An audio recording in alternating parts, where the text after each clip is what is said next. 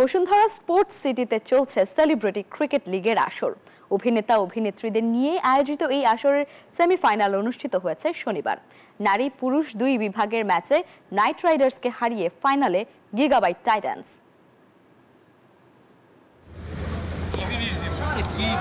Bashundhara sports সিটিতে যেন বসেছে তারকার মেলা। রূপালী পর্দার মানুষেরা খেলার মাঠে ক্রিকেটের সঙ্গে তাদের এখন যেন গভীর মিতালি। লাইট ক্যামেরা অ্যাকশনের বাইরে তাদের সময় কাটছে সবুজ গালিচায়। বসুন্ধরা মাঠের প্রশংসা ঝরল আয়োজক থেকে শুরু করে অভিনেতা ও অভিনেত্রীদের কণ্ঠস্বরে।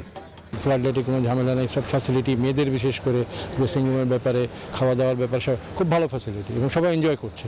আমার কাছে মনে হয় যে বসুন্ধরা ফিল্ডটা এটা অনেক বড়, প্লাস এটা একদম বাইরের ইন্টারন্যাশনাল লেভেলের একটা ফিল্ড। তো এখানে প্লেয়াররা ফ্যাসিলিটিস অনেক ভালো পাচ্ছে। এত সুন্দর ফ্যাসিলিটিস সহ একটা স্পোর্টস জোন, ধরেন স্টেডিয়াম, তারপর প্র্যাকটিস স্টেডিয়াম, সব কিছু মিলে গ্যালারি ট্যালারি সব কিছু মিলে এত দারুণ ঢাকার ভেতরে, মানে এটা আসলে অবিশ্বাস্য। বান্ডেল থাকলে প্রতি সেনমানিতে টাকা বাঁচবে। বিকাশ সেনমানি বান্ডেল কিনে জিতুন প্রতি লেনদেনে। সবুজ গালিচায় ব্যাট বলের লড়াই। নিজেদের ব্যস্ততার বাইরে ক্রিকেট মাঠে সকলেই এক হয়েছেন, কাটাচ্ছেন নিজেদের মতো সময়। খেলায় হার জিত থাকেই, তো আমার মনে হয় সেলিব্রেশনের একটা মুহূর্ত চলছে, সবাই মিলে আনন্দ করে খেলা দেখছি। বসুন্ধরা কর্তৃপক্ষকে অসংখ্য অসংখ্য ধন্যবাদ যে ওরা এত সুন্দর একটা মাঠ করেছে এবং আমাদেরকে সেই মাঠে খেলার সুযোগ দিয়েছে। বাংলাদেশে প্রাইভেট সেক্টরে এত সুন্দর মাঠ কেউ করেছে আমাদের জানা নাই আর কি। সো আমরা অনেক হ্যাপি যে এইরকম একটা মাঠে আমরা টুর্নামেন্ট খেলতে পেরে। অনেক বেশি কৃতজ্ঞতা বসুন্ধরা গ্রুপের কাছে।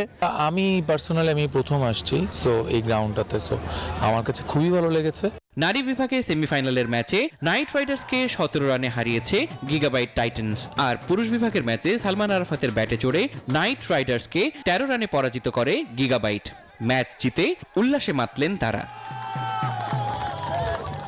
আসরের সমাপ্তি ঘটছে মঙ্গলবার ফাইনালের মধ্য দিয়ে। রাতের আলোয় যেন মুগ্ধতা ছড়ানোর অপেক্ষায় পার্ট টাইম ক্রিকেটাররা। সাদ আহমেদ দীপ, নিউজ 24, ঢাকা।